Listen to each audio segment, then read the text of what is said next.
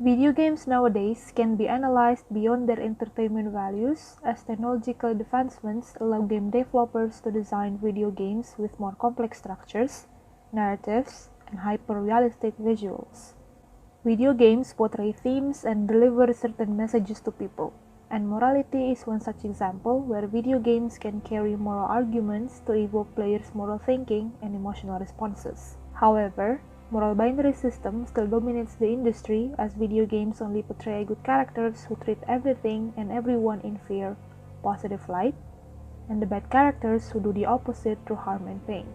While some research and articles criticize this moral binary system and deem it problematic for its inability to reflect how morality works in real life, recent video game titles have shown the possibility for more complex, nuanced moral systems that is yet to be analyzed. As such, the study aims to see how morality is being depicted in Red Dead Redemption 2, a game published by Rockstar Games in 2018, and the ways it challenges moral binary system while providing a gameplay that avoids shallow, unrealistic moral experience. Using textual analysis by looking into the game's narrative and design, I argue that the game has created a compelling combination of moral case through its characters, particularly the two main protagonists, Dutch van der Linde and Arthur Morgan, and mechanics that are designed for players to experience a meaningful play instead of an instrumental, goal-oriented one. Now all of you, get yourselves warm. Stay strong. Stay with me. Red Dead Redemption 2 tells the story of Van der Linde gang and how they try to survive through industrialization and urban living transformation. They kill, rob, and intimidate for the sake of survival, led by idealistic, charismatic leader called Dutch van der Linde. Dutch's portrayal is distinctive from other outlaw gang leaders in the story. He is manipulative and unforgiving to his enemies, but he is generous to those who deserved it. While Dutch is seen with a human side, his plan for the gang makes him compromise morality. He speaks of a plan for freedom that requires a significant amount of money. Therefore, any means used to reach that goal is acceptable, including committing violence. Violence is justified and morally acceptable for the gang even when it results in an overlap between widely accepted morals of minimizing harm and those who embrace authority and loyalty over avoiding harm.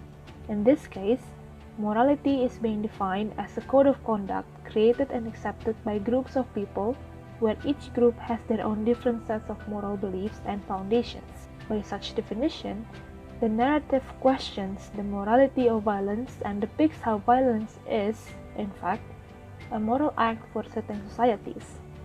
Dutch's morally acceptable beliefs turn questionable as the story escalates. He becomes more erratic and violent, where some members are even questioning his methods. As a result, he destroys the very moral foundation he and the gang uphold. Well, maybe when your mother's finished mourning your father, I'll keep her in black, on your behalf.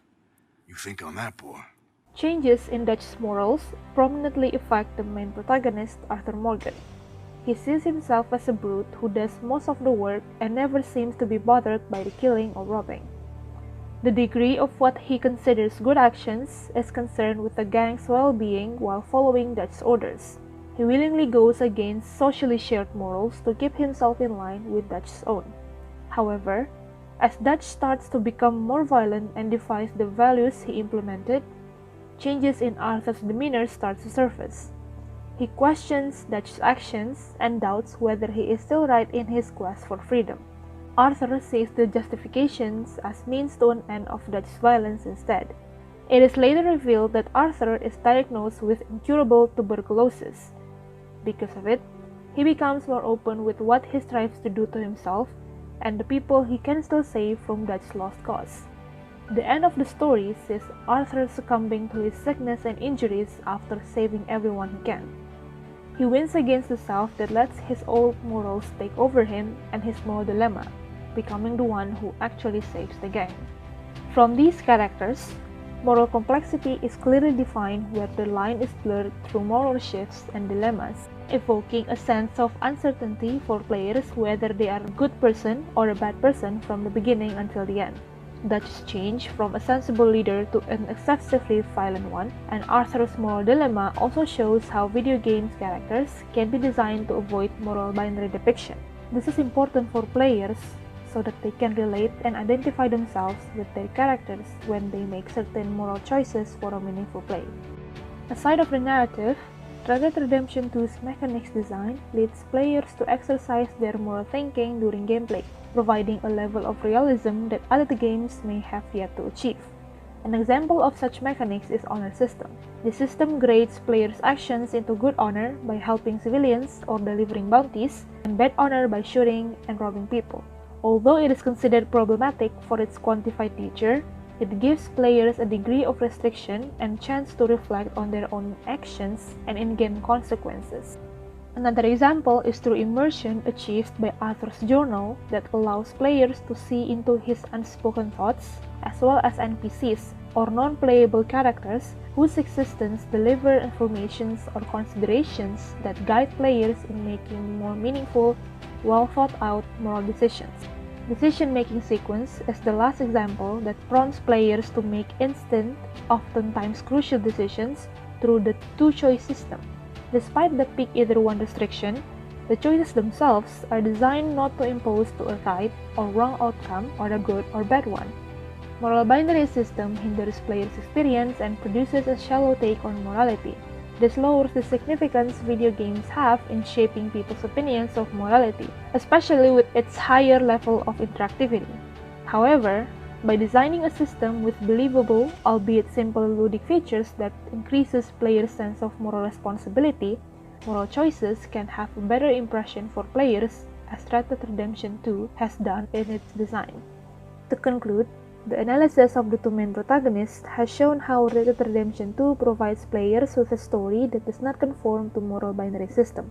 Having such morally ambiguous characters encourages emotional weight and characters' identification, and these are important to incorporate if video games were to have moral implications to their players. The analysis of the game mechanics also shows that the game is able to persuade players to practice their own moral thinking. The interaction between players, game agents, game world, and its level of immersion can evoke players' own moral thinking and responsibility. In this way, morally ambiguous notions are well incorporated into Red Dead Redemption 2 to evoke genuine responses, moral reflection, and meaningful gameplay for players that moral binary system fails to convey. Its design has also shown an effort for video games to depict morality in a more believable and realistic light.